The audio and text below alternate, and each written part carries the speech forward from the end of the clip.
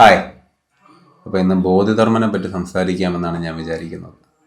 ഈ ഏഴാം അറിവ് എന്ന് പറഞ്ഞൊരു സിനിമ വന്നതോടുകൂടി ബോധിധർമ്മനെ പറ്റി പലർക്കും നല്ല ഐഡിയ ഉണ്ട്. പക്ഷെ ശരിക്കും ബോധിധർമ്മൻ്റെ ഒരു യൂസേജ് എന്താണ്, അല്ലെങ്കിൽ പുള്ളി എന്ത് ഫിലോസഫിയാണ് സ്പ്രെഡ് ചെയ്തതെന്ന് ആർക്കും അറിയത്തില്ല. പുള്ളി ഷാവലിൻ കുങ്ഫു കണ്ടുപിടിച്ച ഒരു വ്യക്തിയാണ് എന്ന് മാത്രമാണ് പൊതുവായിട്ടുള്ളൊരു ധാരണ. പക്ഷെ അതിൽ ഒരുപാട് മിസ്റ്റേക്ക് ഉണ്ട്. കാരണം ഹിസ്റ്റോറിക്കൽ ആക്യുറസിയൊക്കെ നോക്കിക്കഴിഞ്ഞാൽ ഈ ഷാവലിൻ കുങ്ഫു ബോധിധർമ്മനല്ല കണ്ടുപിടിച്ചേക്കുന്നത്. അതായത് ഷാവലിൻ കുങ്ഫു ഒരുപാട് പേരുടെ ഇൻഫ്ലുവൻസിൽ നിന്നുണ്ടായ ഒരു സാധനമാണ്. അതിൽ കുറച്ച് ഭാഗം ഇൻഫ്ലുവൻസ് ചെയ്യപ്പെട്ട ഒരു വ്യക്തി മാത്രമാണ് ബോധിധർമ്മൻ. ശരിക്കും ഷാവലിൻ കുങ്ഫുവിൻ്റെ ഉപജ്ഞാതാവ് ബോധിധർമ്മനാണെന്ന് ഒരു പൊതുധാരണ ഇന്ത്യയിൽ ഏഴാം അറിവ് എന്നുള്ള സിനിമയ്ക്ക് ശേഷവും അതിനു മുമ്പ് തന്നെ ചൈനയിലും ഉണ്ട്. പക്ഷെ അത് അങ്ങനെ അല്ലാന്ന് ഈ ഹിസ്റ്റോറിക്കൽ എന്താ പറയുക, ഹിസ്റ്റോറിക്കൽ ആക്യുറസി നോക്കുന്ന ആൾക്കാരെല്ലാവരും പറയുന്നുണ്ട്. എൻ്റെ വിഷയമൊന്നുമല്ല. ബോധിധർമ്മൻ എന്ന് പറയുന്ന വ്യക്തി പ്രീച്ച് ചെയ്ത ഫിലോസഫിയാണ് സെൻ ബുദ്ധിസം. അവിടെ ഒരു തെറ്റിദ്ധാരണ ഉണ്ട്. ഈ ബോധിധർമ്മനാണ് സെൻ ബുദ്ധിസത്തിൻ്റെ ഉപജ്ഞാതാവ് എന്നൊരു തെറ്റിദ്ധാരണ പൊതുവെ പരക്കുന്നുണ്ട്. പക്ഷെ ശരിക്കും പറഞ്ഞാൽ അല്ല. ഈ ഓൾറെഡി എക്സിസ്റ്റ് ചെയ്ത സെൻ ബുദ്ധിസത്തിന് ചൈനയിൽ ഒരു ഭയങ്കരമായ പുഷ് കൊടുത്തത് ബോധിധർമ്മനാണെന്നുള്ള കാര്യം എല്ലാവർക്കും അറിയാം. അതുകൊണ്ട് തന്നെയാണ് അതിൻ്റെ ഉപജ്ഞാതാവായിട്ട് പുള്ളിയെ പലരും തെറ്റിദ്ധരിക്കുന്നത്. ബോധിധർമ്മന് മുമ്പേ സെൻ ബുദ്ധിസം അവിടെ വന്നിട്ടുണ്ട്. സോ ബേസിക്കലി എന്താണ് സെൻ ബുദ്ധിസം എന്നാണ് ഇവിടെ ഞാൻ പറയാൻ ഉദ്ദേശിക്കുന്നത്. ഒരു പല്ലവ രാജാവായി സൗത്ത് ഇന്ത്യയിലെ തമിഴ്നാട്ടിൽ ജീവിച്ചിരുന്ന ഒരു വ്യക്തിയായിരുന്നു നമ്മുടെ ബോധിധർമ്മൻ. അദ്ദേഹം ബുദ്ധിസ ആശയത്തിലേക്ക് വരികയും അവിടെ നിന്ന് സെൻ എന്ന് പറയുന്ന ഏറ്റവും മനോഹരമായ, അതായത് ബോധോദയത്തിലേക്ക് ഏറ്റവും ഈസിയസ്റ്റ് വേ എന്ന് ഞാൻ വിശ്വസിക്കുന്ന ഒരു കാര്യമാണ് ഈ സെൻ ബുദ്ധിസം. ഈ സെൻ ബുദ്ധിസത്തിലെ ഏറ്റവും പ്രധാനപ്പെട്ട ഒരു എന്താ പറയുക ഒരു കാര്യം, അതായത് ഏറ്റവും പ്രധാനപ്പെട്ട ഒരു മെഡിറ്റേഷൻ എന്ന് പറയുന്നത് സാസൻ എന്ന് പറയുന്ന ഒരു പ്രോസസ്സാണ്. ഈ സാസൻ എന്താണെന്ന് വെച്ച് കഴിഞ്ഞാൽ നമ്മൾ വെറുതെ ഇരിക്കുക എന്നുള്ളതാണ്. അതായത് ഒരു പത്മാസനത്തിൽ അല്ലെങ്കിൽ അർദ്ധ പത്മാസനത്തിൽ എന്നൊക്കെ പറയാം. ഒരു ഇന്ത്യൻ ട്രഡീഷണൽ വേർഡിങ് യൂസ് ചെയ്യുകയാണെങ്കിൽ അർദ്ധ പത്മാസനത്തിൽ നമ്മൾ ഇരിക്കുന്നു, എന്നിട്ട് വെറുതെ ഇരിക്കുന്നു. സാസൻ എന്താണെന്ന് നിങ്ങൾ യൂട്യൂബിലൊക്കെ സെർച്ച് ചെയ്ത് നോക്കിയാൽ നിങ്ങൾക്ക് അതിൻ്റെ ഒരു പ്രോസസ്സും എങ്ങനെയാണ് ഒരാൾ ഇരിക്കുന്നതെന്ന് മനസ്സിലാകും. ഈ ഇരിക്കുന്നത് എങ്ങനെയെന്നുള്ളൊരു കാര്യമില്ല ശരിക്കും പറഞ്ഞാൽ. ചുമ്മാ നമ്മൾ ബാലൻസ്ഡ് ആയിട്ട് ഒരുപാട് നേരം ഇരിക്കുമ്പോൾ നടുവൊക്കെ വേദനിക്കാതെ ഇരിക്കാൻ പറ്റുന്നൊരു കംഫർട്ടബിൾ പൊസിഷൻ എന്നേ ഉള്ളൂ. അന്ന് ഇത്രയും സെറ്റപ്പ് ചെയറൊന്നും ഇല്ലാത്തൊരു കാലഘട്ടത്തിൽ ഉണ്ടായൊരു സംവിധാനമാണ് അത്. സോ ബേസിക്കലി ഇതിലെ പോയിന്റ് എന്താണെന്ന് വെച്ച് കഴിഞ്ഞാൽ വെറുതെ ഇരിക്കുക എന്നുള്ളതാണ്. അപ്പോൾ ശരിക്കും ഈ സാസനം എന്ന് പറയുന്നത് വെറുതെ ഇരുന്നാൽ എങ്ങനെ കിട്ടും ബോധോദയം എന്നൊരു തെറ്റിദ്ധാരണ എല്ലാവർക്കും ഉണ്ട്. It is a cessation of the mental activity. അതായത് മനസ്സിനെ ശാന്തമാക്കുക, അല്ലെങ്കിൽ മനസ്സിൻ്റെ പാടിന് വിടുക. കംപ്ലീറ്റ് ടോട്ടൽ നോൺ ആക്ഷനിലേക്ക് നമ്മൾ എത്തുന്നത് അങ്ങനെയാണ്.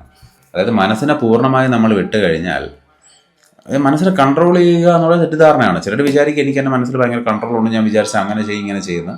പക്ഷെ at the end of the day മനസ്സിനെ കൺട്രോൾ ചെയ്യാൻ ആർക്കും സാധിക്കില്ല. കൺട്രോൾ ചെയ്യാൻ പറ്റാത്തൊരു സാധനമായത് കൊണ്ടാണ് അതിന് മനസ്സെന്ന് തന്നെ പറയാൻ പറ്റുന്നത്.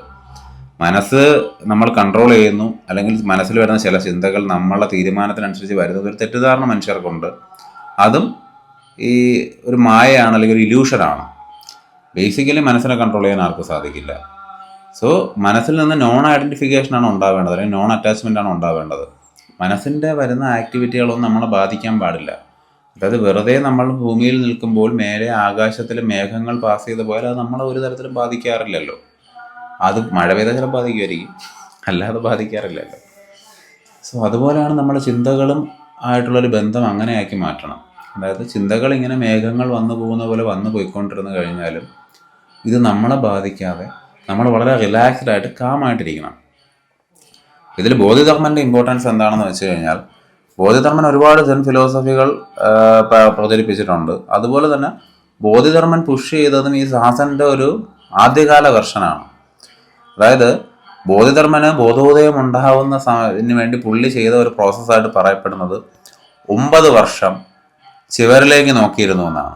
അതായത് ഭിത്തിയിലേക്ക് നോക്കിയിരുന്നു 9 വർഷം ഒന്നും ചെയ്യാതെ വെറുതെ ഭിത്തിയിലേക്ക് നോക്കി ഇങ്ങനെ ഇരുന്നു.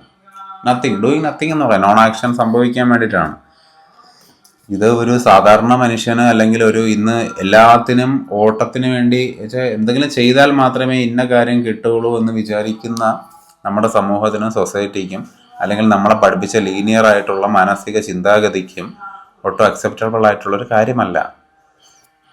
അതാണ് ഈ ബോധോദയത്തിൻ്റെയും അൾട്രാ ജ്ഞാനത്തിൻ്റെയും കോൺഷ്യസ്നസ്സിൻ്റെയൊക്കെ ഒരു പ്രത്യേകത.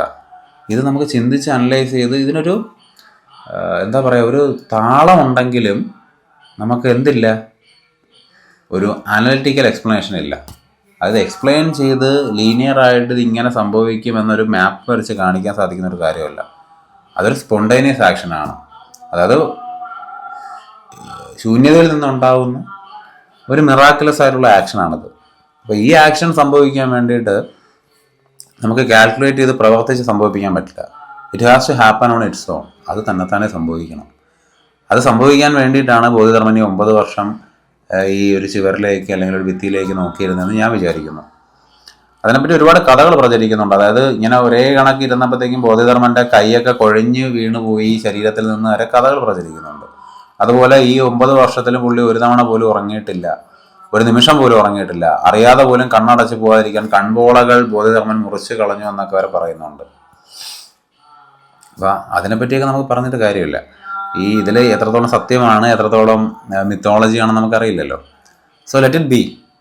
പക്ഷേ ഈ ഒരു മൂമെൻറ്റ് കൊണ്ട് ബോധിധർമ്മൻ ഒരു ഭയങ്കരമായ ഒരു എഫേർട്ട്ലെസ് അവയർനെസ് ഉണ്ടാവുകയാണ്. ഇതോടുകൂടി ബോധിധർമ്മൻ വളരെ മിറാക്കുലസ് ആയ ഒരു വ്യക്തിയായി മാറിയെന്നാണ് ഞാൻ വിചാരിക്കുന്നത്. അതായത് പുള്ളിയുടെ ഒരു ഓറ വേറെ ലെവലിലേക്ക് റൈസ് ചെയ്യപ്പെടുകയാണ്. അങ്ങനെ റൈസ് ചെയ്യപ്പെട്ടത് കൊണ്ടാണ് ഇന്നും ഇത്രയും നൂറ്റാണ്ടുകൾക്കും ആയിരക്കണക്കിന് 1000ഓളം വർഷം കഴിഞ്ഞതിന് ശേഷം നമ്മൾ ബോധിധർമ്മനെ പറ്റി സംസാരിക്കുന്നത്. അന്ന് ഈ സോഷ്യൽ മീഡിയ ഒന്നും ഇല്ലാതെ തരംഗമായി നിൽക്കാൻ പറ്റുന്ന ഒരു കാലഘട്ടമൊന്നുമല്ല. പക്ഷെ അദ്ദേഹത്തിൻ്റെ ആ ഒരു അവയർനെസ്സിൻ്റെ, ആ ഒരു ബോധത്തിൻ്റെ, ശുദ്ധമായ ബോധത്തിൻ്റെ എനർജി ഇന്നും എക്സിസ്റ്റ് ചെയ്യുന്നത് കൊണ്ടാണ് ആ വ്യക്തിയെ പറ്റി കേൾക്കുമ്പോൾ തന്നെ നമുക്കെന്തോ പുള്ളിക്കൊരു ഒരു എനർജി ഉണ്ടെന്ന് ഫീൽ ചെയ്യുന്നത്. ഈ ഒരു എഫേർട്ട്ലെസ് അവയർനെസ്സിലേക്ക് എത്താൻ പറ്റിയ ഏതൊരു വ്യക്തിക്കും അങ്ങനെ തന്നെ അനുഭവപ്പെടും. അതായത് നിങ്ങളൊരു നല്ല അവയർനെസ് ഉള്ള വ്യക്തിയാണെങ്കിൽ നിങ്ങൾ ശരീരം നഷ്ടപ്പെട്ടു പോയാലും കാലാകാലങ്ങളോളം നിങ്ങളുടെ അവയർനെസ് നിലനിൽക്കും എന്നാണ് വിശ്വാസം. അല്ലെങ്കിൽ അതാണ് ആക്യുറേറ്റ് എന്ന് പറയേണ്ടിയിരിക്കുന്നു. എൻ്റെ ശാസ്ത്രീയ വശനോട് ചോദിക്കരുത്, ഐ ഹാവ് നോ ഐഡിയ. അപ്പം ഈ ബോധിധർമ്മൻ്റെ അടുത്ത് ഒരു രാജാവ് ഒരിക്കൽ ഇതുപോലെ അദ്ദേഹത്തിന് മനസ്സമാധാനം എങ്ങനെയെങ്കിലും നേടിത്തരണം, അതിനെന്ത് ചെയ്യണമെന്ന് ചോദിച്ചപ്പോഴത്തേക്കും അദ്ദേഹം പറഞ്ഞത് എൻ്റെ കാണാൻ വേണ്ടി മലമുകളിലേക്ക്, കാട്ടിലേക്ക് വരുമെന്നാണ് പറഞ്ഞത്. അവിടേക്ക് എത്തിയ രാജാവിനോട് ബോധിധർമ്മൻ പറഞ്ഞത്, ഓക്കെ, നിങ്ങളിവിടെ എന്തായാലും വന്ന സ്ഥിതിക്ക് നിങ്ങളുടെ മനസ്സിനെ ഞാൻ ശാന്തമാക്കി തരാം. ഒരു കാര്യം മാത്രം ചെയ്യുക, നിങ്ങളുടെ മനസ്സിനെ കണ്ടെത്തിയതിന് ശേഷം എന്നോട് സംസാരിക്കുക എന്നുള്ളത്. സോ മനസ്സിനെ കണ്ടെത്താനായിട്ട് ഈ നമ്മുടെ രാജാവ് ശ്രമിക്കും തോറും മനസ്സിനെ കണ്ടെത്താൻ സാധിച്ചില്ല. അങ്ങനെ അദ്ദേഹം ശാന്തി ലഭിച്ചു എന്നാണ് കഥ. ഇതിൻ്റെ ബേസിക് റിയാലിറ്റി എന്താണെന്ന് വെച്ച് കഴിഞ്ഞാൽ ഈ ചിന്തകളാണ് മനസ്സെന്ന് പറയുന്നത്. ഒരു ചിന്തകൾ എല്ലാം കൂടെ കൂടിച്ചേരുന്ന ഒരു ബണ്ടിൽ ഓഫ് തോട്ട്സ് ആണ് മനസ്സ്. നമ്മൾ ശ്രദ്ധയോടുകൂടി ഇരുന്നാൽ, അവയർനെസ്സോട് കൂടി ഇരുന്നാൽ, ബോധത്തോടു കൂടി ഇരുന്നാൽ ചിന്തകൾ ഉണ്ടാവില്ല, അത് മാഞ്ഞു പോകും. ചിന്ത മാഞ്ഞു പോയാൽ മനസ്സില്ല. ചിന്തയില്ലെങ്കിൽ പിന്നെ മനസ്സെന്നുള്ള സാധനം എക്സിസ്റ്റ് ചെയ്യുന്നില്ല. ഒരു ഫാക്റ്റാണ്. അതെല്ലാവർക്കും ജസ്റ്റ് ഒന്ന് ട്രൈ ചെയ്താൽ മനസ്സിലാകാന്നുള്ള കാര്യമുള്ളൂ. അതിന് വലിയ നോളജോ സയൻറ്റിഫിക്കൽ എക്സ്പ്ലനേഷനോ ഒന്നും ആവശ്യമില്ല. സോ അതുപോലെ പിന്നെ അതിലേക്ക് ബോധിധർമ്മനെ പറ്റി വേറൊരു കഥ. അദ്ദേഹത്തിന് ഒരു ഫോളോവേഴ്സിനെ വളർത്താൻ താല്പര്യം ഉണ്ടായിരുന്നില്ല. അതായത് അദ്ദേഹത്തിൻ്റെ അടുത്തേക്ക് ശിഷ്യനാവാൻ ഒരുപാട് ആൾക്കാർ വന്നിട്ടുണ്ട്. പക്ഷെ അവരാരെയും അംഗീകരിക്കാൻ അദ്ദേഹം റെഡിയായിരുന്നില്ല. പിന്നെ അദ്ദേഹത്തിൻ്റെ ശിഷ്യത്വം കിട്ടാൻ വേണ്ടി സ്വന്തം കൈ മുറിച്ച് അദ്ദേഹത്തിന് ഗുരുദക്ഷിണയായിട്ട് വെച്ചു എന്നവരെ പറയുന്ന കഥകളുണ്ട്. അതുപോലെ ഒരുപാട് കഥകളുണ്ട്. ബോധിധർമ്മൻ പുനർജനിച്ച കഥ, ജപ്പാനിൽ പുനർജനിച്ചതായിട്ട് കഥകൾ ജപ്പാനിലുണ്ട്.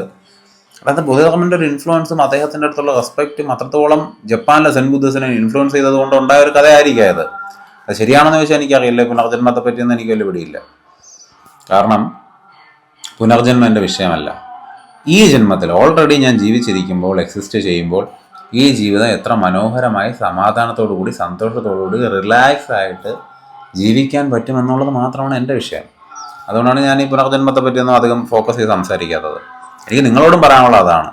ഈ ഒരുപാട് ഈ എൻലൈറ്റ്മെൻറ്റ് അല്ലെങ്കിൽ സമാധാനം അല്ലെങ്കിൽ മനസ്സിൻ്റെ വിചാരവിധാരകളെ ഫേസ് ചെയ്യാനായിട്ട് പോകുന്ന ആൾക്കാർ എപ്പോഴും വറീഡാവുന്നത് പുനർജന്മമുണ്ടോ, ഞാൻ കഴിഞ്ഞ ജന്മത്തിൽ ആരായിരുന്നു, ഞാൻ അടുത്ത ജന്മത്തിൽ ആരാകും. നിങ്ങൾ മനസ്സിലാക്കേണ്ട ഒരു കാര്യം എന്താണെന്ന് വെച്ച് കഴിഞ്ഞാൽ ഇതൊന്നും നിങ്ങളെ രക്ഷിക്കാൻ പോകുന്നില്ല. Either you can be free right here right now, ഇല്ലെങ്കിൽ you can never be free. അത്രേ ഉള്ളൂ. അതായത് പാസ്റ്റിനെ പറ്റി അറിഞ്ഞതുകൊണ്ടോ ഫ്യൂച്ചറിനെ പറ്റി അറിഞ്ഞതുകൊണ്ടോ ഒരു ഉപയോഗമില്ല. പ്രസൻറ്റ് എന്ന് പറയുന്ന ഈ നിമിഷത്തിൽ ഹിയർ ആൻഡ് നൗവിലാണ് സത്യം എക്സിസ്റ്റ് ചെയ്യുന്നത്. അത് നിങ്ങൾക്ക് തിരിച്ചറിയാനുള്ള ഒരു വഴിയാണ് ഈ ബോധിധർമ്മൻ വഴി തന്നെ ഉരുത്തിരിഞ്ഞ് വന്ന ഈ ദാസൻ എന്ന് പറയുന്ന ഒരു പ്രോസസ്സ്. അഥവാ വെറുതെ ഇരിക്കുക. ബേസിക്കലി നിങ്ങൾ ചെയ്യേണ്ട എന്താണെന്ന് വെച്ച് കഴിഞ്ഞാൽ എല്ലാ ദിവസവും വെറുതെ ഇരിക്കുക. ഒരു 5 മിനിറ്റ് വെറുതെ ഇരിക്കുക. പോട്ടെ, 1 മിനിറ്റ് വെറുതെ ഇരിക്കുക. എത്ര പേർക്ക് ചെയ്യാൻ പറ്റും? നമ്മൾ ഫോൺ നോക്കിയിരിക്കുന്നതോ നമ്മൾ ഫുഡ് കഴിച്ചുകൊണ്ടിരിക്കുന്നതോ നമ്മൾ വെള്ളം കുടിച്ചുകൊണ്ടിരിക്കുന്നതോ ഒന്നും വെറുതെ ഇരിക്കലല്ല. നമ്മൾ ചിന്തിച്ചുകൊണ്ടിരുന്നാലും വെറുതെ ഇരിക്കലല്ല. ബേസിക്കലി ചോദിക്കുക, ഇത്രയും ചിന്തകൾ വരുന്ന, ഇത്രയും എന്താ പറയുക, ഇമോഷണലായിട്ട് കണക്റ്റായി നിൽക്കുന്ന ഒരു സാധാരണ മനുഷ്യന് ചിന്തകളാണ് ഒരു പ്രശ്നം. അങ്ങനെ ജീവിക്കുന്ന മനുഷ്യൻ എങ്ങനെയാണ് ചിന്തിക്കാതിരിക്കുന്നത്? അതൊക്കെ പോസിബിൾ ആണോ എന്ന് ചോദിക്കും. It is possible. നിങ്ങളോട് ചിന്തിക്കാതിരിക്കാനാണ് പറഞ്ഞത്, അല്ലാതെ ചിന്തകളെ തടഞ്ഞു നിർത്താനോ ചിന്തകൾ വരാതിരിക്കാനോ അല്ല പറഞ്ഞത്. നിങ്ങൾ ആദ്യം ബേസിക്കലി ഉണ്ടാവേണ്ട ഒരു തിരിച്ചറിവ് എന്താണെന്ന് വെച്ച് കഴിഞ്ഞാൽ, ചിന്തകൾ നിങ്ങളല്ല. ചിന്തകൾ ഇങ്ങനെ വന്നും പോയി നിൽക്കും. സോ ബേസിക്കലി നിങ്ങൾ ചെയ്യേണ്ടത് എന്താണെന്ന് വെച്ച് കഴിഞ്ഞാൽ, 1 മിനിറ്റ് വെറുതെ ഇരിക്കുമ്പോൾ സംഭവിക്കുന്നതെല്ലാം സംഭവിക്കട്ടെ എന്ന് പറഞ്ഞ് കരുതി റിലാക്സ് ആവുക. Total relaxation is a kind of pure meditation or pure awareness. ചിന്തകളിങ്ങനെ വരും പോകും, ആകാശത്തിലൂടെ മേഘം പാസ് ചെയ്യുന്ന പോലെ. അങ്ങനെ 1 മിനിറ്റ് ഇരുന്നാൽ മതി. ബോധോദയം എന്താണെന്ന് നിങ്ങൾക്ക് അപ്പം തന്നെ മനസ്സിലാവും. ഈസി ആയിട്ട് മനസ്സിലാവും. It's a simple life. അങ്ങനെ ഒന്നും കോംപ്ലിക്കേറ്റഡ് അല്ല, പ്രത്യേകിച്ച് മെഡിറ്റേഷൻ ഒട്ടുമല്ല. It is pure relaxation and pure awareness. അത് ഈ നിമിഷം ഒന്ന് നിങ്ങൾക്ക് ഫീൽ ചെയ്യാൻ കഴിഞ്ഞാൽ തന്നെ you will know what is truth. പിന്നെ വീണ്ടും ഈ സോ കോൾഡ് ഇല്യൂഷനിലേക്ക് പോകണമോ അതോ ഈ റിലാക്സേഷൻ എപ്പോഴും കീപ്പപ്പ് ചെയ്യണമെന്ന് നിങ്ങൾക്ക് തന്നെ തീരുമാനിക്കാം. കുറച്ച് നേരം ബോറടി വന്നാലും എന്ത് വന്നാലും അത് ഫേസ് ചെയ്ത് വെറുതെ ഇരിക്കുക. That is your job. അതാണ് നിങ്ങൾ ചെയ്യേണ്ടത്. മെഡിറ്റേഷൻ എന്നൊന്നും പറയാൻ പറ്റില്ല, വെറുതെ ഇരിക്കുക. നിങ്ങൾ മെഡിറ്റേഷൻ ചെയ്യാൻ നോക്കി അപ്പോഴും നിങ്ങൾ വെറുതെ ഇരിക്കുകയല്ല. Sit simply, at least for 1 minute. It will change your life. Thank you.